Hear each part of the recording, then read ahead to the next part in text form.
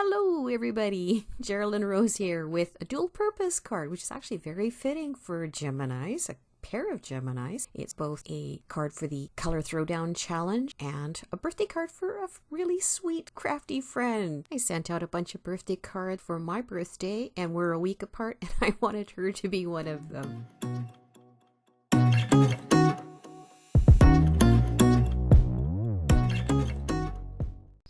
So when I found out that the colors for that week were yellow, orange, and fuchsia, I got an idea. I'm like, ooh, current obsession. Cosmos backdrop BetterPress plate. Yeah, with some rainbow foil. I think I could do this. So got them out. You can see I've set the rainbow foil at a little bit of an angle so that when I'm doing the ombre blending, it'll tie in better because it won't be straight up and down. I'm doing the ombre kind of in chunks throughout, depending on where the flowers are placed. So here I'm running it through my big shot really, really slowly so that it presses that foil in, cooling it down, give it a shake. And this is always the fun part, is the reveal. And oh, it did so nice. That's that hammer mill paper, which is really smooth on the one side. You probably saw me feel it when I was putting it down actually the first time to see which was the smooth side, which was the rough, so that I got the foil on the right side. So here I'm using my waffle flower grip mat and starting out with the first of the stencils, and this is where I'm starting the ombre. So I'm starting with the darker colors on each of the stencils, and there's 5 stencils on this one. Anywho, I'm just going to speed this up while I do the ombre blending and tell you about Kelly and our crafting community. So I think we met either in Kathy Zilski's chat or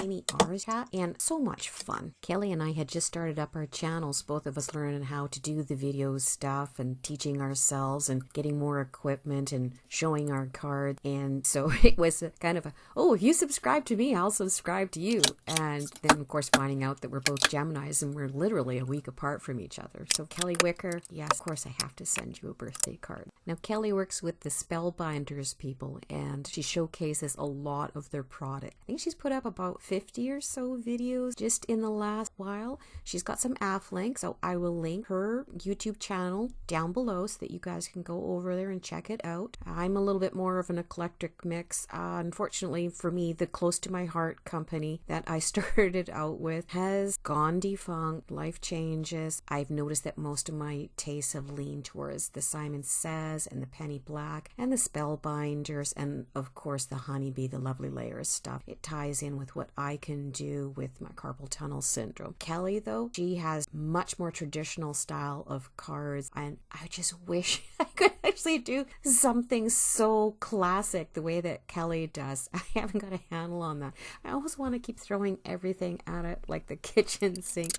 What did we call it, Kelly? Colorful card stew? Yeah, probably because I'm doing the card challenges, the color challenges all the time too, which is why, ooh, how did you end up with that mix? That is part of the Color Throwdown blog, which Amy R does, and she's part of that team. So that's what got me onto it, and it actually does help me to not get stale. So it's like, oh, well, what am I doing this week? You have to actually figure out how to put these colors together. Hence, coming up with this card. And I actually really like how it turned out, Kelly. I was like, oh, good. This one's good enough to send to Kelly.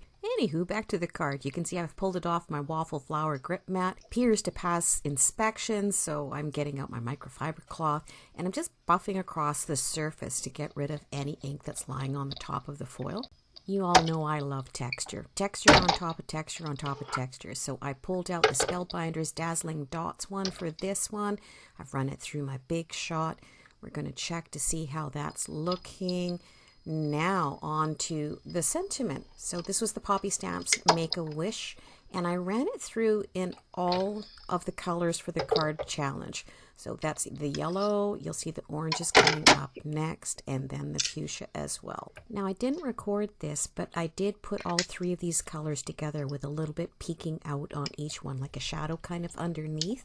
And I was messing around trying to figure out which color I wanted on top, and it looked like when I was auditioning that the fuchsia was the one that was actually going to fit the best. So that's the choice that I went with ultimately. And then, of course, we're going to apply some embossing powder over top of that to kind of tie everything together. It really helps when you're gluing sentiments together if you've got one of those needle nose bottles. I've got mine from Amazon, and I've put my Simon Says Stamp Craft Tacky glue in it because that's the one I like the best. And you can see me struggling with this. And I remembered after this the old trick about using the dryer sheet. I had actually ordered some new plates. I've got them now, so that problem's fixed. So here's where I'm cropping it down because we want a little bit of border around the outside. And as I was doing this, I also got the idea that it's still just a little too plain for the kind of style of card that I put out. So I grabbed out one of my favorite stencil companies, All in Create, and their Lots of Dots stencil, and put that down on my Make Art mat.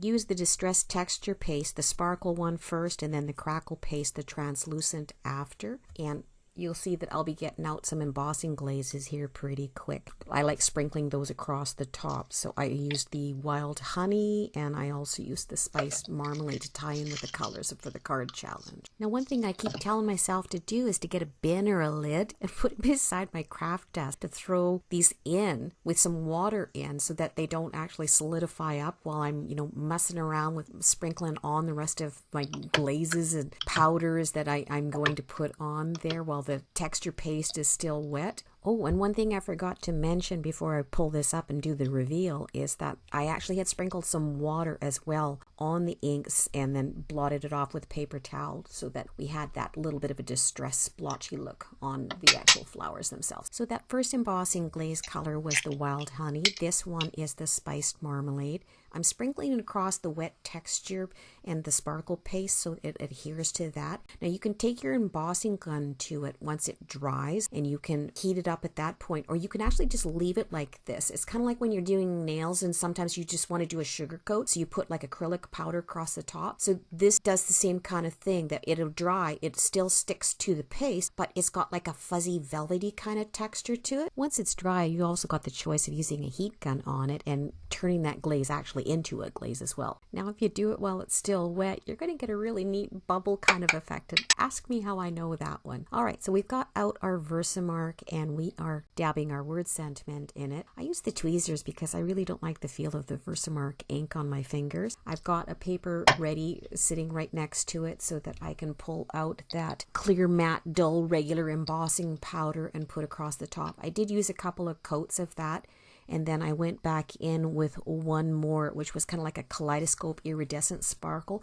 And I didn't push as hard on that last layer, the one where I was putting the sparkle powder on, because I just kind of wanted a really thin ridge of it along there as an accent, a highlight, so to speak.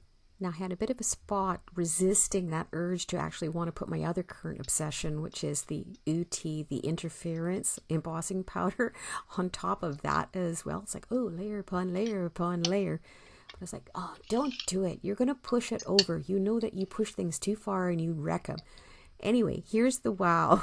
This is the matte dull regular embossing powder. It actually gives kind of a neat effect. You look at it and you go, why isn't that shiny? And then you look at it again, why isn't that shiny? But again, it's got a velvety kind of texture to it, and it does tie in with what we did with the embossing glazes, that we actually did not heat them so that they as well kind of have that velvety texture. Here's the part where I feel like I'm playing Operation, and it's waiting for the buzzer to go off. We all remember that game, right? All right, sliding everything into the middle, making certain that it is coated with the powder, bringing it over to my Simon Says Stamp Positively Everything tool.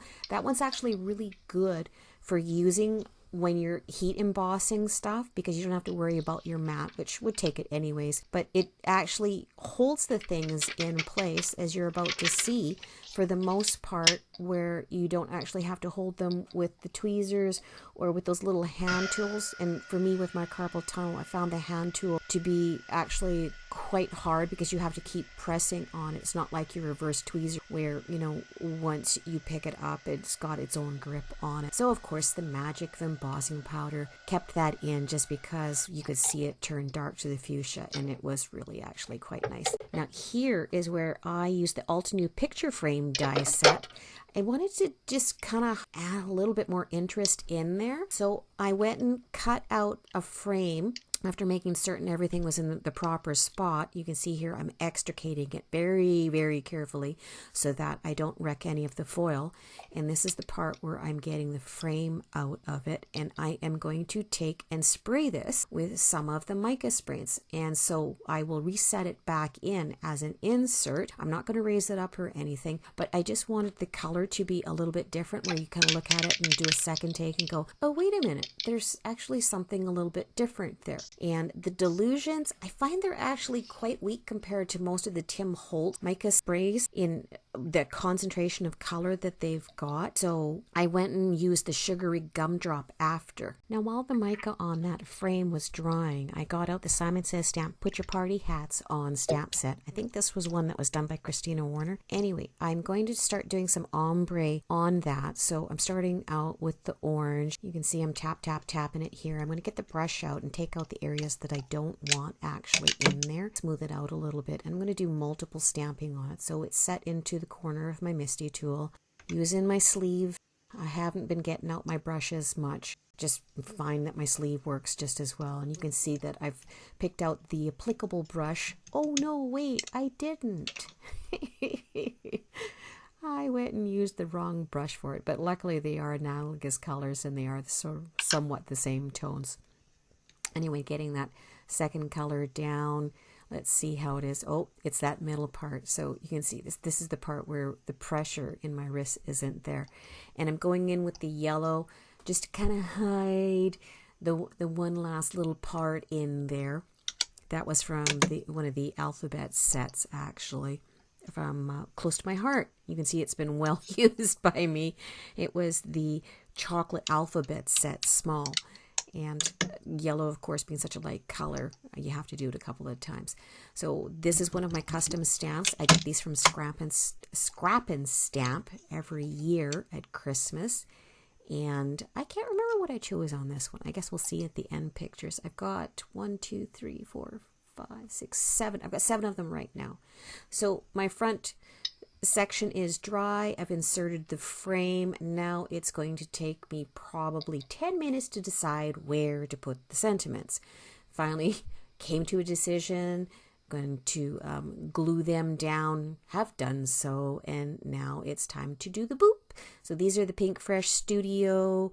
These are the ombre drops. Oh, I love these. I've got so many of them. I've got Pixie Dust, and this is the Sparkle and Shine. And here's the finished card. So I really hope that Kelly does like it, and you all be that change you want to see in the world. Get some crafting done, even if it turns out a hot mess. Usually it pulls around in the end. I was worried at moments with this one, but it came around in the end anyway. So have a good one out there. We'll catch y'all later. Bye-bye, everybody.